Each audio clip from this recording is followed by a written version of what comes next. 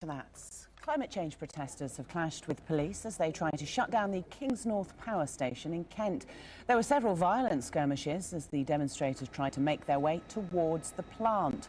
More than 1,000 police officers from 26 forces have been trying to stop them.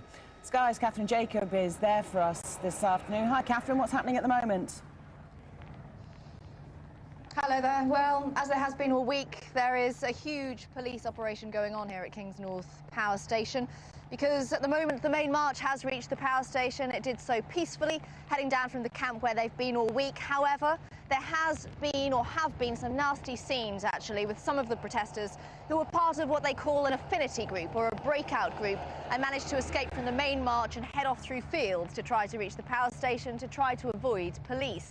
And we've seen pictures of protesters being hit with batons by police when they tried to head off through one particular field.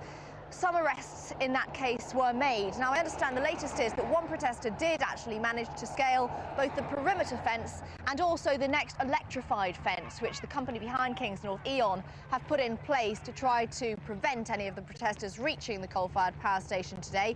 I understand that lone protester was arrested as soon as he got over the electrified fence, but there are around 100 protesters, as I understand it, over which the helicopter's flying at the moment, and riot police are down there who managed to scale the outer fence and then over into the electrified fence as well, which luckily today is apparently turned off. Lots of other groups too, among them the Great Rebel Raft Regatta, as they're calling themselves.